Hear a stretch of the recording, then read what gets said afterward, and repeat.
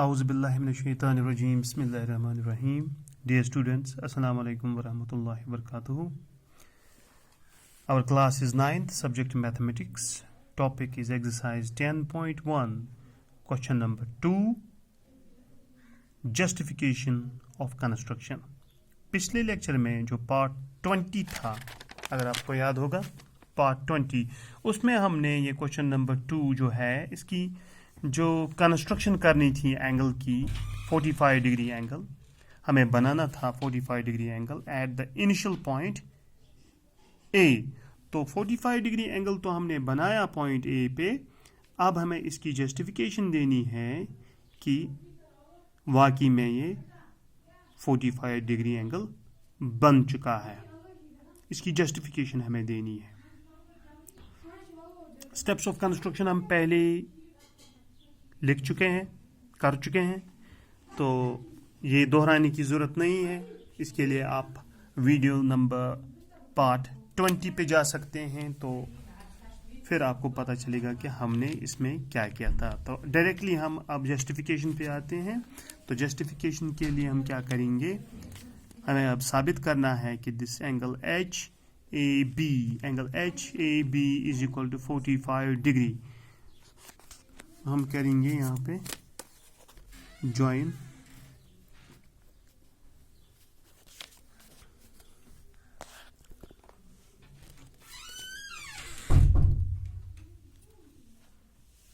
ये वाला पॉइंट हम ज्वाइन करेंगे this point.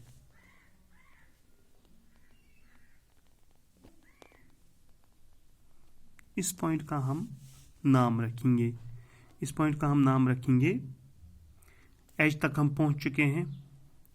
A B C D E F G H, तो इस पॉइंट का नाम रहेगा आई। ठीक है, पॉइंट आई। तो पॉइंट आई को हम सी के साथ भी मिलाएंगे और फिर जी के साथ भी मिलाएंगे। तो चलिए इनको मिलाते हैं। पॉइंट आई और सी को, पॉइंट आई और सी को हम मिलाते हैं। चलिए जी, आप लाइन पे रहे, मैं इनको मिलाता हूँ, जल्दी से मिलाता हूँ। तो पॉइंट आई और पॉइंट सी को मैंने मिलाया। इसके बाद हम पॉइंट आई और जी को मिलाएंगे। ठीक है, चलिए जी, पॉइंट आई और जी को भी मैंने मिलाया। तो अगर आप गौर से देखेंगे यहाँ पे दो ट्रायंगलें बन गई हैं।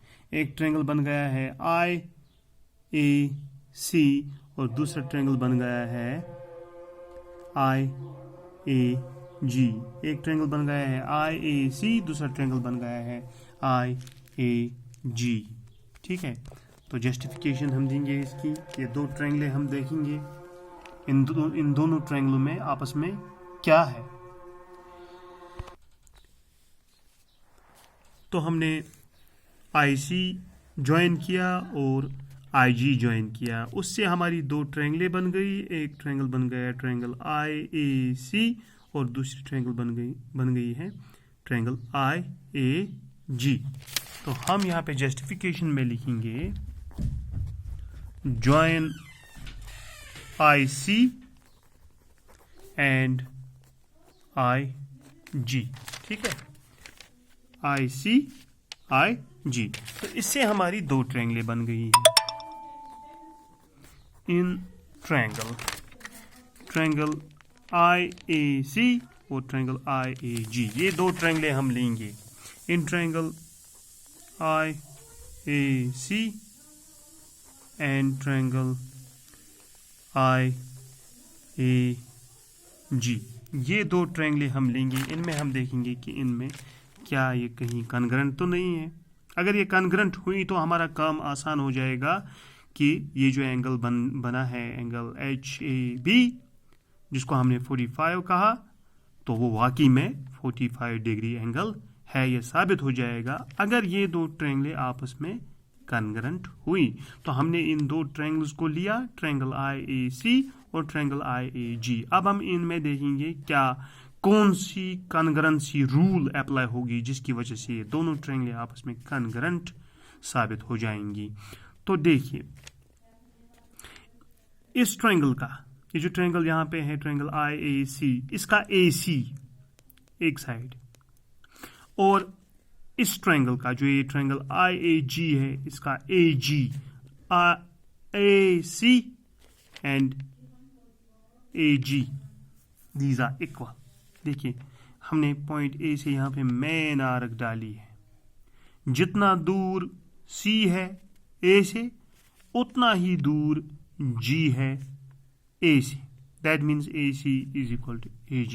इस ट्रायंगल का AC और इस ट्रायंगल का AG आपस में बराबर है। AC is equal to AG, क्यों? ये सेम रेडियस है, सेम रेडियस, ये सेम रेडियस, ओके। और कोई चीज़ इसमें सेम है इन दो ट्रायंगल्स में, तो हम इस पे लाइन डालेंगे, इस पर लाइन डालेंगे, तो ये आपस में बराबर है। तो अब हम इस ट्रायंगल का ये वाला साइड देखेंगे, दूसरा ये वाला साइड, और इस ट्रायंगल का ये वाला साइड, इस ट्रायंगल का ये साइड और इस ट्रायंगल का ये साइड मैंने दो दो लकीरें डाली ने, दूसरा साइड, इसका नाम है IC और इसका नाम है IG। ये भी आपस में बराबर है, क्यों? कैसे बराबर है? ये भी सेम रेडियस, ये भी सेम रेडियस, ये भी सेम रेडियस। अगर हम इनको मेजर करेंगे या C से आर्क डालेंगे यहाँ पे, C से यहाँ पे आर्क डालेंगे, फिर दूसरी आर्क यहाँ से डालेंगे तो G पे पड़ेगी। तो ये भी आपस में बराबर है, कौन? IC is equal to IG, IC is equal to IG।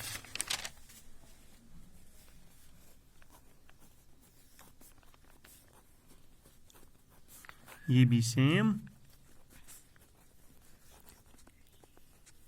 Rate. इसी तरीके से जो तीसरा साइड है, ये वाला बीच वाला, ये इस ट्रायंगल का भी साइड है और ये इस ट्रायंगल का भी साइड है। तो इस पॉइंट, इस लाइन का नाम है IA, ये दोनों में कॉमन है, ये लाइन सेगमेंट दोनों में कॉमन है, IA, that means IA is equal to IA, A is equal to IA, ये कॉमन है, कॉमन है। तो एक ट्रायंगल के तीन साइड दूसरे ट्रायंगल की तीन साइड आपस में बराबर है ना? तो हम लिखेंगे by SSS congruency rule triangle, हमने कौन सी ट्रायंगल ली है? Triangle IAC is congruent to triangle IAG।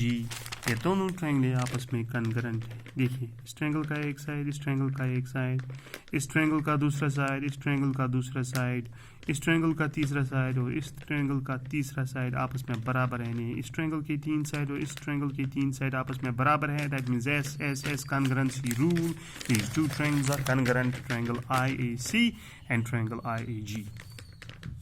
Okay, जब ये कॉन्ग्रुएंट है तो क्या एंगल IAC, इस ट्रायंगल का एंगल IAC और इस ट्रायंगल का कौन सा एंगल? IAG, यानी ये एंगल और ये एंगल और ये एंगल आपस में बराबर है। कौन कौन सा angle? IAC is equal to angle IAG। तो हम लिखेंगे एंगल, यहाँ पे देयरफॉर लिखेंगे IAC, यानी ये वाला angle is equal to angle I A G. ठीक, ये आपस में बराबर है। क्यों? C P C T corresponding parts of congruent triangles. चूंकि ट्रायंगल्स दो कॉन्ग्रुएंट निकली हैं तो इनकी जो एंगल्स है वो भी आपस में बराबर होंगी। तो आगे बढ़ते हैं। क्या हम एंगल IAC के बदले कोई और नाम ले सकते हैं? IAC जो ये एंगल है, अगर हम इसका नाम लिखेंगे HAB, एंगल HAB यानी पूरा नाम लिख सकते हैं angle HAB is equal to angle, ये जो IAG है ये वाला एंगल, इसके बदले हम लिख सकते हैं एंगल HAF, एंगल HAF यानी एंगल IAG का पूरा नाम हम लिख सकते हैं एंगल HAF। तो ये भी आपस में बराबर है, लिख सकते हैं, है ना। तो यहाँ पे हम इम्प्लाइज लिख सकते हैं, यानी इस एंगल के बदले हमने इसका ये नाम दिया और इस एंगल के बदले हमने ये नाम दिया। ये एक्चुअली में इस एंगल का पूरा नाम ये है और इस एंगल का पूरा नाम ये है। ठीक, ये आपस में बराबर है। मगर अगर हम गौर से देखेंगे एंगल HAB और एंगल HAF, एंगल HAB और एंगल HAF, इन दोनों एंगलों का सम है 90 degree, because this angle stands for 90 degree. So हम लिख सकते हैं but angle HAB plus angle HAF, यानी इन दोनों का जो सम है वो हमें पता है, दैट इज 90 डिग्री। वो तो पूरा पक्का पता है। दैट इम्प्लाइज एंगल HAB वापस लिखेंगे। ठीक, एंगल HAB मैंने वापस लिखा प्लस इस एंगल HAF के बदले भी एंगल HAB लिख सकते हैं क्योंकि ये आपस में बराबर है। तो एंगल HAF के बदले एंगल HAB लिखेंगे।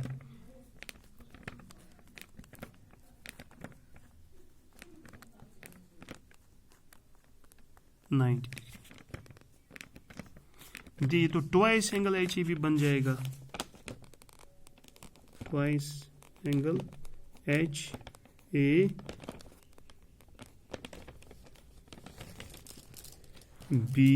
Is equal to 90 degree. तो क्या निकलेगा हमें यहाँ पे?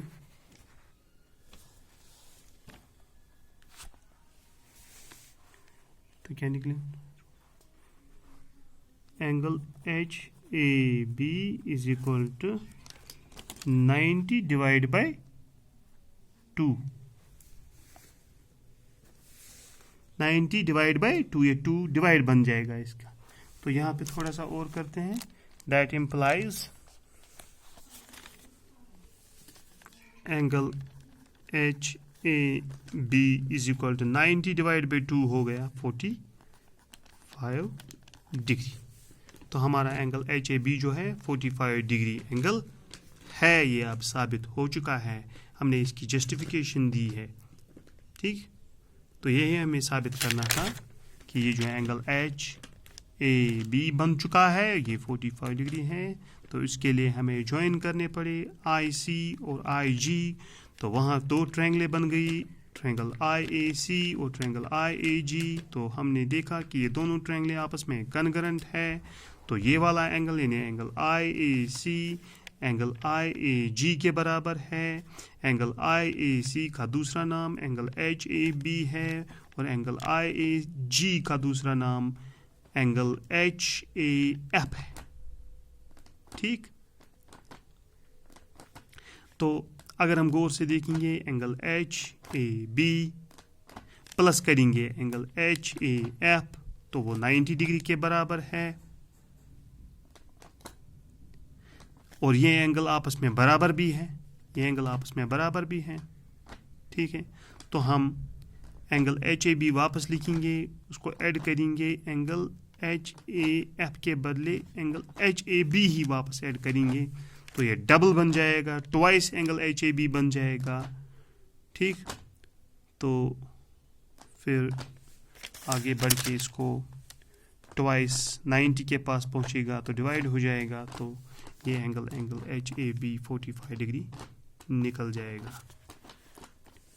ठीक है, आप इस वीडियो को करीबन 2 बार ज़रूर देखिएगा और फिर आपको समझ में आ जाएगा कि हमने इसकी जस्टिफिकेशन कैसे दी है। तो आज के लिए इतना काफ़ी है, शुक्रिया। नेक्स्ट लेसन में नेक्स्ट वीडियो में हम एक्सरसाइज 10.1 क्वेश्चन नंबर 3 करने वाले हैं। तो आज के लिए इतना काफ़ी है, शुक्रिया।